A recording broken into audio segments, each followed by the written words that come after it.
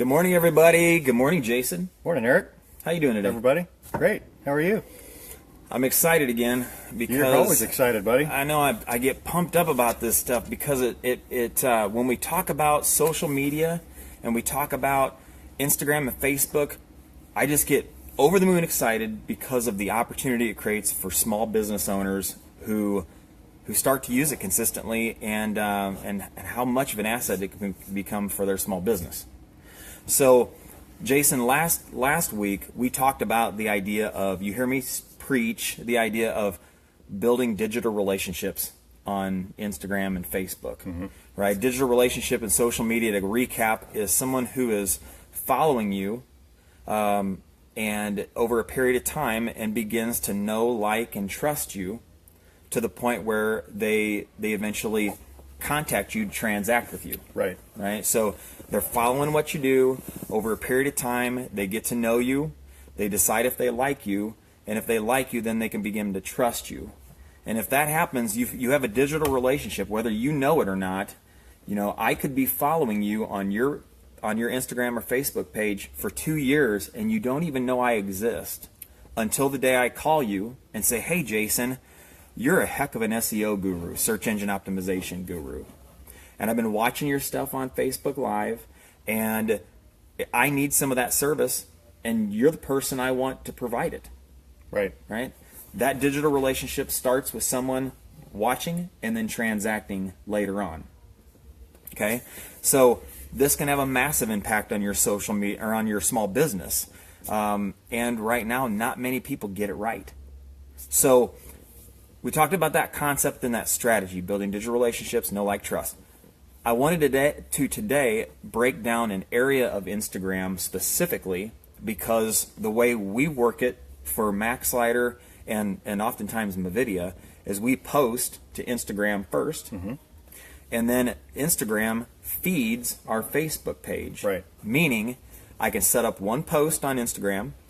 When I hit post, it posts to Instagram, but then it also posts to Facebook, and I don't have to do anything additional. Right. Okay. Most people don't realize that. You can set it up so that you don't have to do double duty. Right. You can connect them, and it'll just duplicate your content. You can still post separately on Facebook if you want to, but it'll be automatic if you want to leave it that way. And another segment might be how you would post different stuff to Facebook than you would Instagram, but that's more of an advanced lesson, so we'll save that.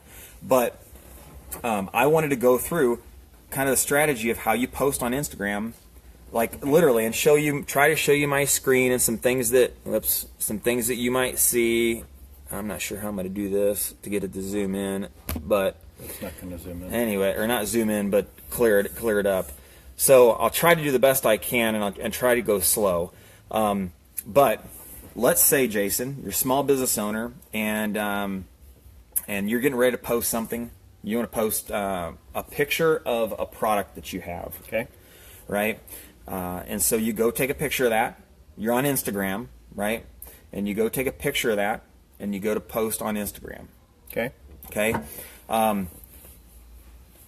When you post it, the only people who see that post are people that are currently following you. Right. Okay? And the idea is you want to grow your following. Right? Right. And so the question becomes, how do you grow your following on Instagram so that more and more people begin to follow you, and then do the whole digital relationship, know, like, trust, and all that other stuff? Okay. Okay.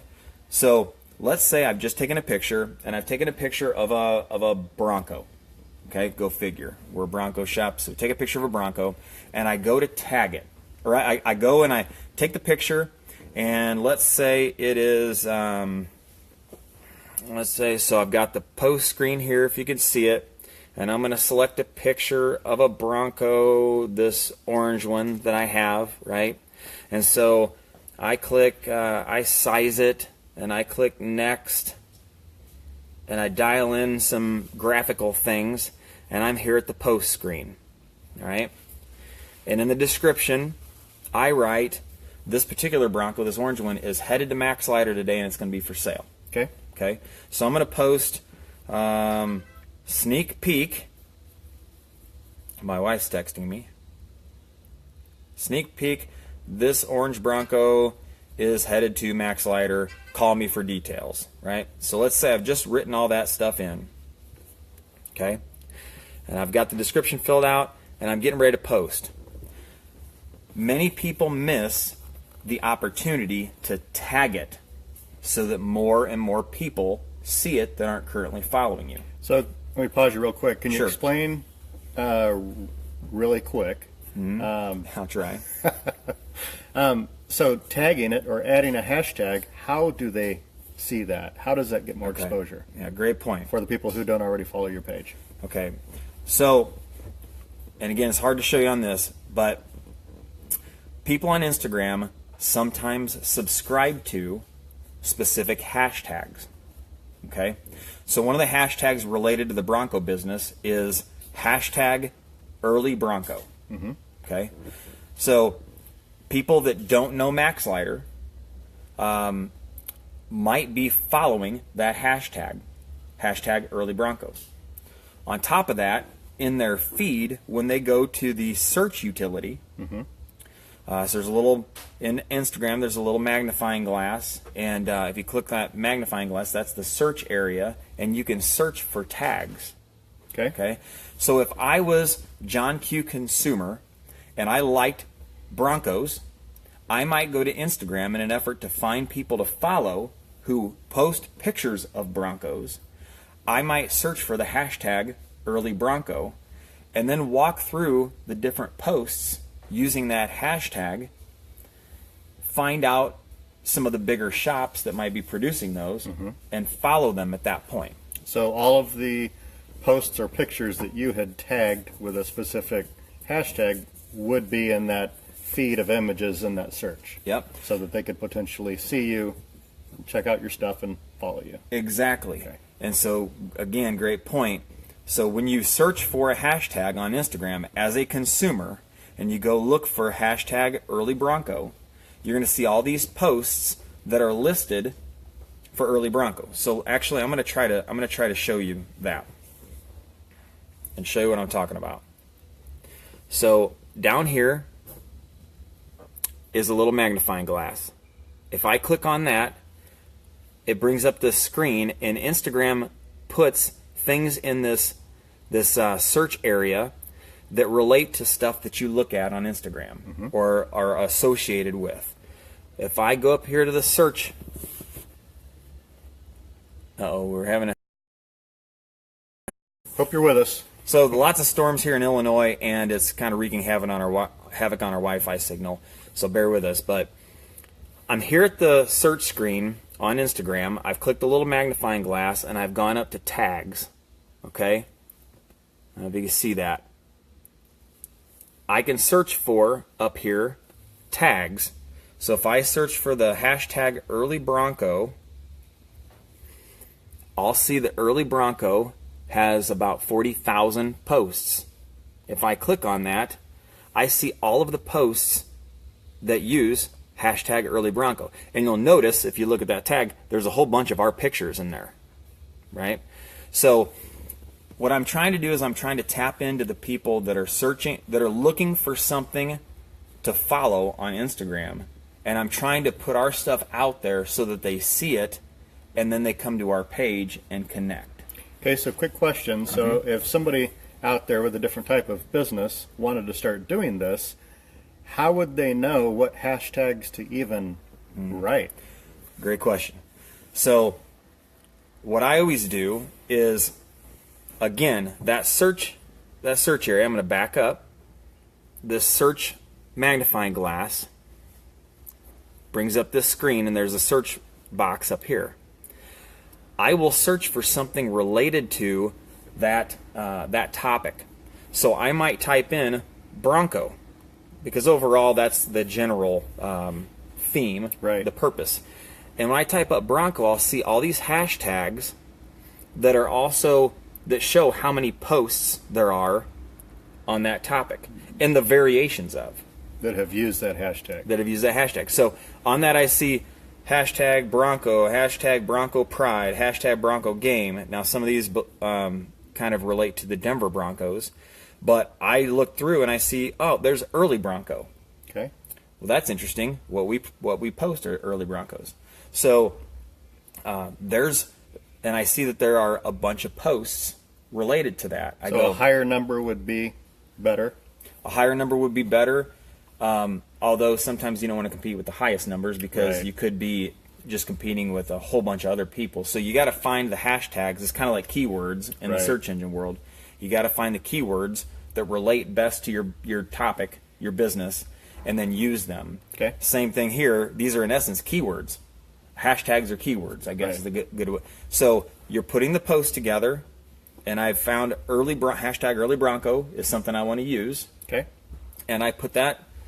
So does that go right in the description as you write your description? Yep, exactly. So again, there's my picture, and I've got my my description. You know, the picture here and the description started.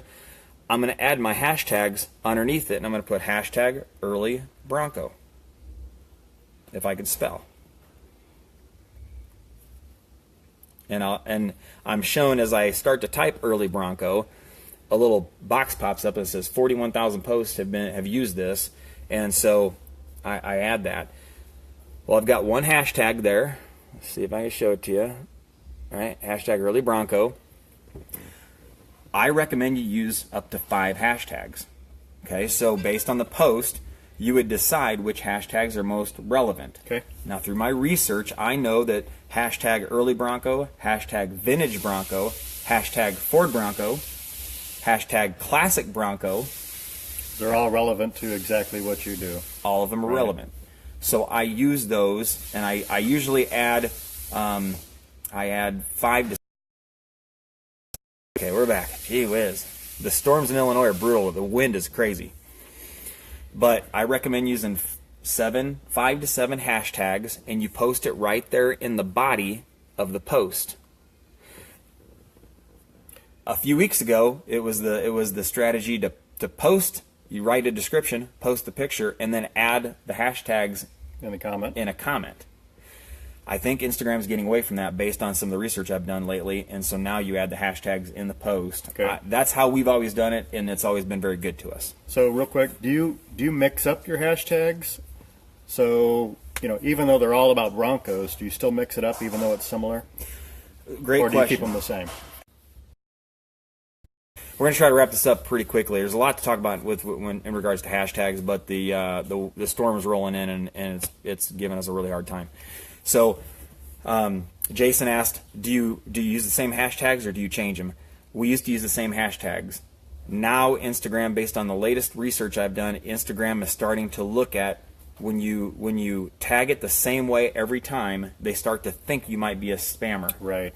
And so I'm trying to change them up a little bit and use different combinations of the 5 to 7 tags. Good point. So, in recap, it's all about the tagging when you're building your social media presence on Instagram. Hashtags are like keywords. So if you can get a resource and kind of read about it, look, there's a lot of good stuff out there that talk about hashtags and how to use them and whatnot. You just can't read something that's too far out of date, or you might get a lot of antiquated Things strategy. change on a regular basis. Yep. So with that said, it's all about the hashtags as you start the process in posting a lot. Think about the hashtags you use. Use them as an opportunity to attract new people who don't know about you, and get to know your hashtags in the topic that you're in the marketplace that you're in. So with that said, this is Jason. I'm Eric. I hope this has helped you when it comes to building your social media presence on Instagram specifically.